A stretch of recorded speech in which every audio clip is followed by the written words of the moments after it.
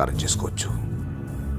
ఘనపులేటి జయదేవ్ భారతదేశపు 14వ ప్రధానమంత్రి, prime minister of India.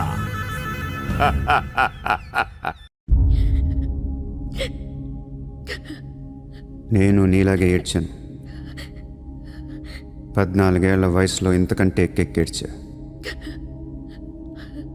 అమ్మా నాన్న అమెరికాలో ఉండేవారు. నేను అక్కడే పుట్టా. మా నాన్న అక్కడ ఓ పెద్ద బిజినెస్ మ్యాన్. బిజినెస్లో సంపాదించిన డబ్బంతా పట్టుకొని పుట్టిన ఊరికి ఏదైనా చేద్దామని ఇక్కడికి వచ్చాం. అక్కడ మా నాన్న ఒక లోకల్ లీడర్ని కలిశాడు. వాడి పేరు జయదేవ్. ట్రస్ట్ ఓపెన్ చేస్తున్నాను మా అమ్మ నాన్నలు నమ్మించి డబ్బంతా దోచుకొని నిర్దాక్షిణ్యంగా చంపేశాడు. దారుణంగా కత్తులతో పొడిచి చంపేశాడు.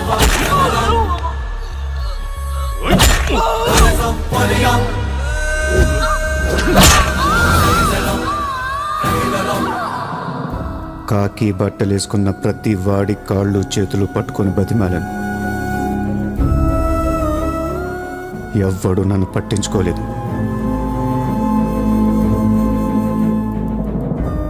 ఏ దేవుడు నా కోసం రాలేదు. చెప్తే వినపడదా? ఇక్కడే పడి ఏడుస్తావేంటి?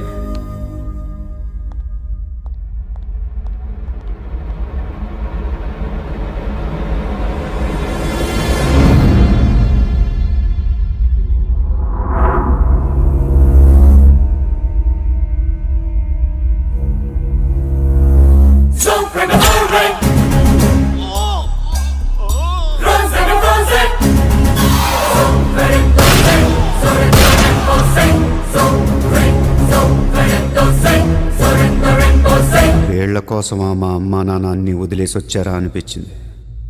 ఒక్కసారిగా అనాథనైపోయాను. తినటానికి తిండి ఉండేది కాదు. రోడ్ల మీద పడుకునేవాడిని. ఒక కుక్కని తన్నట్టు కాళ్ళతో తన్నేవాడు. అసహ్యం వేసింది. ఈ మనుషుల మీద, ఈ వ్యవస్థ మీద, ఈ దేశం మీద ఒంటరి వాడిని అయిపోయాను. 100 కోట్ల మంది ఒకవైపు, నేనొక్కనే ఒకవైపు అయిపోయాను. ఆ 100 కోట్ల మందితో ఆడుకోవాలనిపించింది. అందుకే ఇన్నాళ్ళు మనుషుల గురించి చదువుకున్నాను, స్వార్థం గురించి చదువుకున్నాను. ఇక నో మారల్స్, నో రూల్స్. ఎవరన్నా పొడవాలని చూస్తే పొడి చేయటమే, అన్యాయం చేయాలని చూస్తే అంతు చూసేయటమే. కనపట్లేదు కానీ ఆ దేవుడి మీద కూడా పక్క తీర్చుకోవాలనిపిస్తుంది.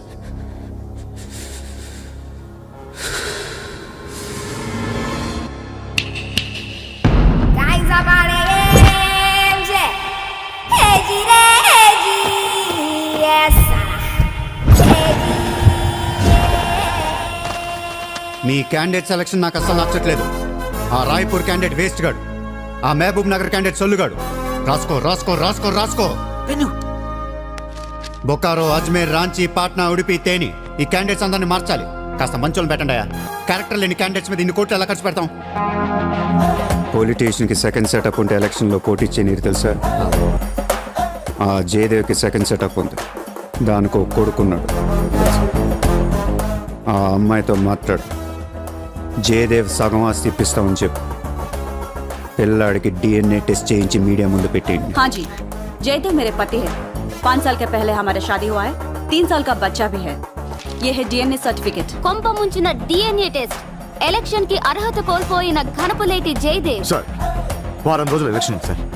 ఇప్పటికే 120 కోట్లు ఖర్చు పెట్టాను. నన్ను తీసేస్తే ఎలా? ఈ యొక్క ఏం చేయమంటావు? నీ వల్ల పార్టీ పరువు అవుద్ది. స్కామ్లతో నిండిపోయిన ప్రభుత్వం మాది. సెకండ్ సెటప్ లతో కళ్ళకల్లాడుతున్న ప్రభుత్వం మాది. अरे ये लोग अपने देश को क्या और कितना चलाएंगे? ఒక జయదేవ్కే కాదు, ఆ పార్టీలో ప్రతి లీడర్ కి ఇల్లీగల్ పిల్లలు ఉన్నారు. ఇదేంటిది? ఇదేంటది? దేశ్ కో బడా కర్ రహే, ఫ్యామిలీ కో బడా కర్ రహే. 75 న్యూస్ ఛానల్స్ ఉన్నాయి. న్యూస్ రిపోర్టర్ దగ్గర నుంచి న్యూస్ రీడర్ దాకా ఒక్కొక్కరికి కార్ గిఫ్ట్గా ఇచ్చేయండి. ప్రతి న్యూస్ పేపర్లో, ప్రతి ఛానల్లో మన గురించి న్యూస్ పాజిటివ్గా రావాలి. గత అనుభవాలతో విసిగి వేసారిపోయిన ప్రజలు ఈ పార్టీకే మొగ్గు చూపుతున్నారు. అలాగే ఎగ్జిట్ పోల్ సర్వే కూడా మనకు అనుకూలంగా ఉండాలి. सर्वे के हिसाब से ये पार्टी को 80% मतदान हुए हैं. నాకు ఎలాంటి ప్రోగ్రామ్స్ కావాలంటే మన పార్టీ ఫీవర్ తెలిసేలా ఉండాలి. అన్నదే గెలుస్తాడు. మాదే రాజ్యం. రామరాజ్యం వచ్చేస్తుంది. ఏయ్, 5 రోజుల ముందు డబ్బిస్తే తాగి మర్చిపోతారయ్యా. ముందు రోజు రాత్రే ఇవ్వాలి. దానికి ఒక్కరోజు ముందు లక్ష్మీదేవి గాల్లోకి లెగిస్తే చాలు.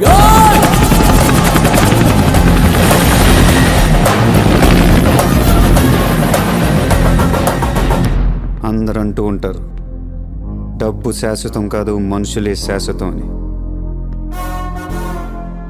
ఇక్కడ మనుషులు చచ్చిపోతున్నారు తప్ప కరెన్సీ చావటలా. పనిచేయండి, ఈ మనుషులు పోయే లోపు డబ్బుని పనిచేయండి.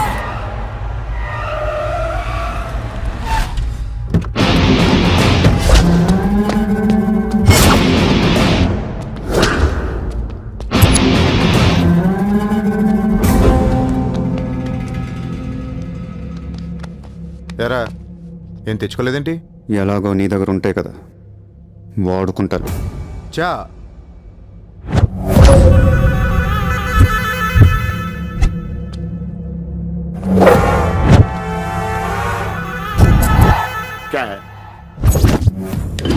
నాకు అదే నా వాట్ సార్ పొడిచావు, షూట్ చేసావు, ఇంకా కసి తీరలేదా నీకు?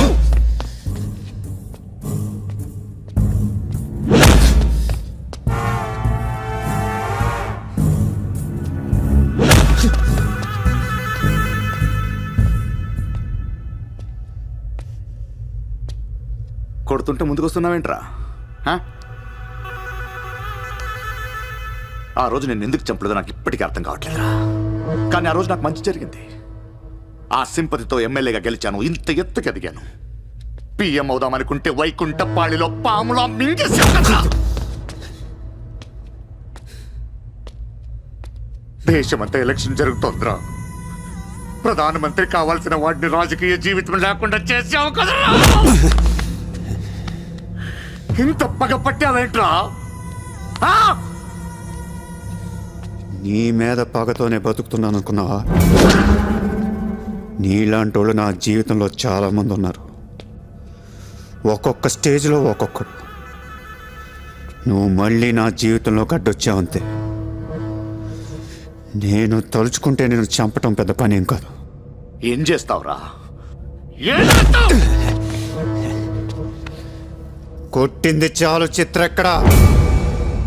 చిత్ర లేదమ్మా, చంపేశాం.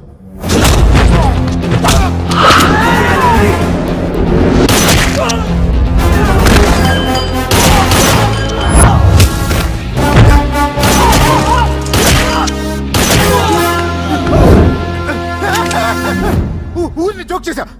చిత్ర బతికే ఉంది. ఒక జోక్ వేస్తే 6 పోయారు ఇక్కడ. ఇలాంటి టైంలో జోక్ చేయకూడదు.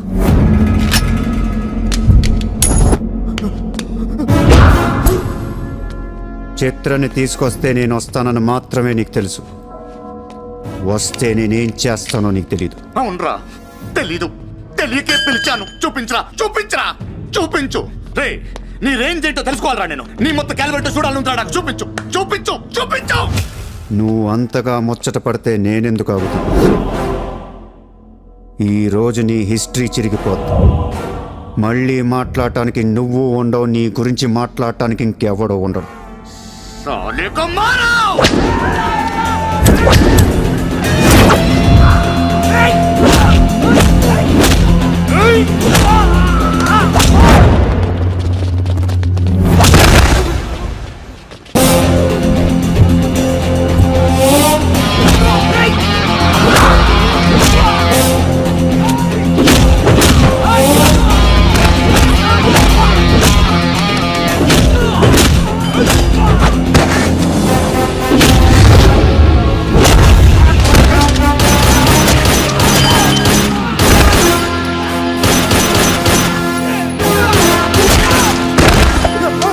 నోట్ చేయి.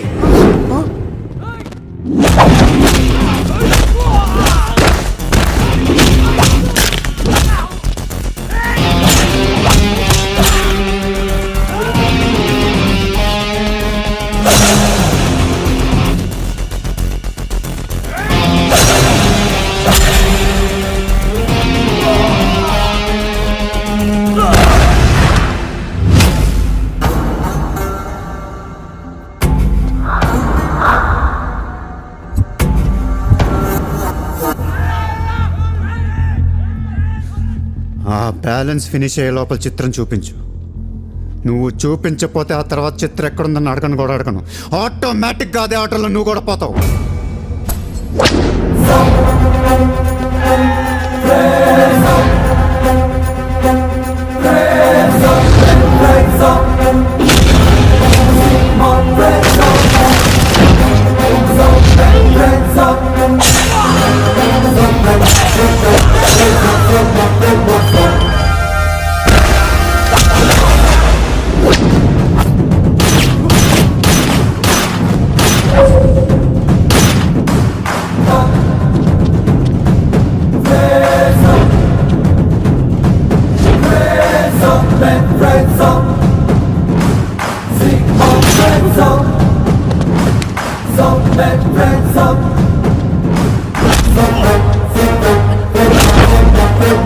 ఏయ్!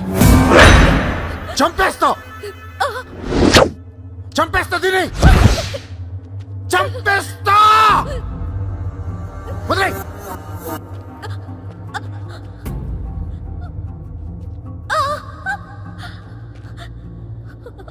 ఇలా ఉన్నావేంట్రా? ఫస్ట్ టైం నా జీవితంలో బ్రతికితే చాలనిపించింది. అమ్మా రే, నిన్ను తను వదిలే. కావాలంటే నన్ను ఏమైనా చేసుకో. నేనేం చేయగలరా? నిన్ను చంపడం తప్ప ఇంకేం చేయగలను? నువ్వు చేస్తుంటే చూడాలనుందిరా నాకు. గన్ను తీసి గజగజగజ కాల్చాలనుంది నాకు. రే, రే, ఏయ్, ఏయ్. కాల్చు. కాలుస్తావా కాల్చుకోమంటావా? కాల్చుకుంటావా? హ? ఏ విన్నావురా? కాల్చుకో కాల్చుకో కాల్చుకో కాల్చుకో. No, Surya! Surya, no, please! No, Surya! No, Surya! No, please!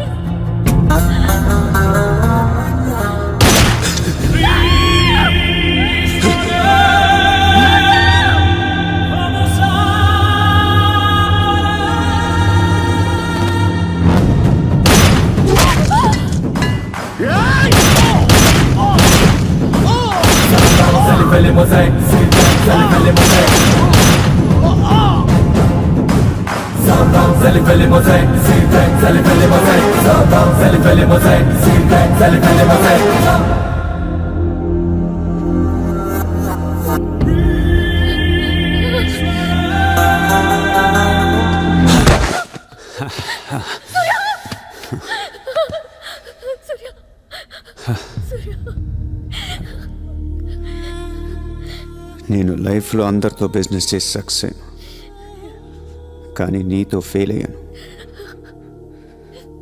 I love you.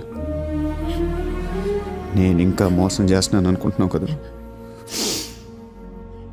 చచ్చిపోయేటప్పుడు ఎవడ అబద్ధం చెప్పడు. అలా అనకు, నీకేం కాదు. బుల్లెట్ దిగింది నాకా నీకా? నా ప్రేమ నిజం, నువ్వు బతుకుతావు. ఒకవేళ నేను పోతే వెళ్ళను గుడ్, కానీ నీ ప్రేమ నిజమై నేను బతికిపోతే ఇండియా తీర్చేస్తాను.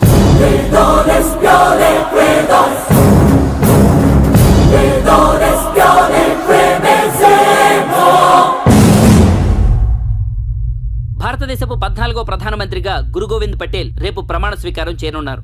పదవి బాధ్యతలు స్వీకరించిన వెంటనే ఆయన ముంబై లీలావతి హాస్పిటల్లో కోలుకుంటున్న ప్రముఖ బిజినెస్ మ్యాన్ విజయ్ సూర్యను కలవడానికి వెళ్తున్నట్లు సమాచారం.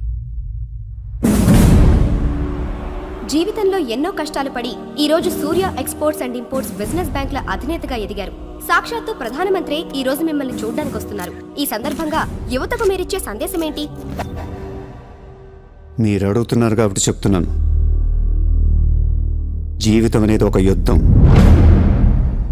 దేవుడు మనల్ని వార్ జోన్లో పడేశాడు. Be alert, protect yourself. లైఫ్లో ఒక గోల్ అంటూ పెట్టుకోండి, కసితో పరిగెత్తండి.